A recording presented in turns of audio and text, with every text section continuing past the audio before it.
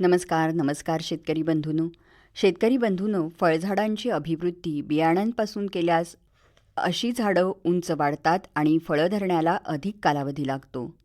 तसंच त्यापासून मातृवृक्षासारखी चांगली फळं आणि उत्पन्न मिळत नाही. त्यामुळे औषध फवारणी, छाटणी, फळांची काढणी ही कामं खर्चिक आणि त्रासदायक होतात. त्यामुळे फळझाडांची लागवड कलमं लावून करतात. त्यासाठी नवीन संकरित जाती निर्माण करण्यासाठी, कलमांचे खुंट तयार करण्यासाठी आणि पपयासारख्या एकदल पिकांच्या अभिवृद्धीसाठी बियांचा वापर आवश्यक ठरतो. कलम करण्याच्या विविध पद्धती आहेत. आज आपण त्यातील काही पद्धतींची माहिती करून घेऊया. पहिल्यांदा जाणून घेऊया गुटी कलमाविषयी. यासाठी सुमारे 40 ते 50 सेंटीमीटर लांब वाढलेल्या फांदीवर टोकापासून 30 ते 45 सेंटीमीटर अंतरावर 1.5 सेंटीमीटर रुंदीची पूर्ण साल काढून घ्यावी.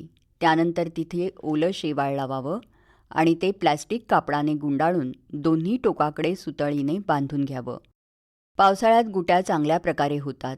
सुमारे 2.5 ते 3 महिन्यात या गुट्यांमधून मुळं बाहेर दिसू लागतात.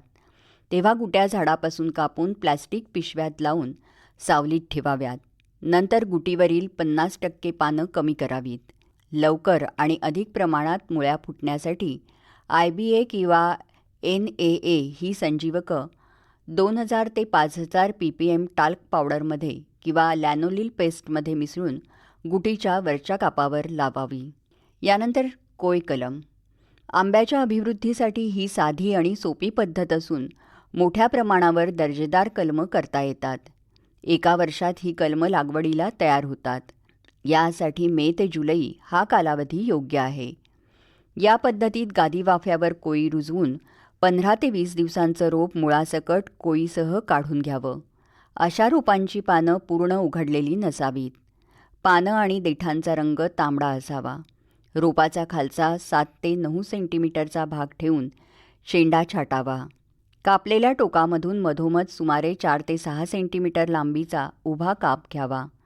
ज्या जातीची कलमं करायची असतील तिची 3 ते 4 महिने वयाची, जून, निरोगी आणि डोळे फुगीर परंतु न फुटलेली 10 ते 15 सेंटीमीटर लांबीची काडी कापून घ्यावी.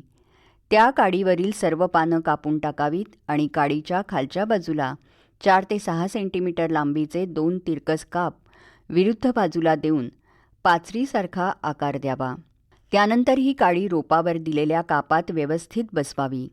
काडीची जाडी जास्त असल्यास काडीची एक बाजू रोपाच्या सालीला जुळवून घ्यावी आणि कलमाचा जोड 2 सेंटीमीटर रुंद आणि 20 सेंटीमीटर लांबीच्या पॉलिथिनच्या पट्टीने घट्ट बांधून घ्यावा. नंतर ही कलमं 14 बाय 20 सेंटीमीटर आकाराच्या पॉलिथिनच्या पिशवीत लावावीत. लावताना कलमांचा जोड 2 ते 5 सेंटीमीटर मातीच्या वर राहील याची काळजी घ्यावी. ऊन आणि पाऊस यापासून संरक्षण करण्यासाठी ही कलमं सिल्पॉलिन किंवा प्लॅस्टिकच्या शेडमध्ये ठेवावीत. दर दिवशी गरजेनुसार कलमांना पाणी द्यावं. तेव्हा मंडळी, आत्ताच सांगितलेल्या कलम करण्याच्या विविध पद्धतींचा वापर जर आपण केला तर त्याचा फायदा नक्कीच आपल्याला होऊ शकेल. बरं तर पुन्हा भेटूया उद्याच्या कृषीवाणीत. तोपर्यंत नमस्कार.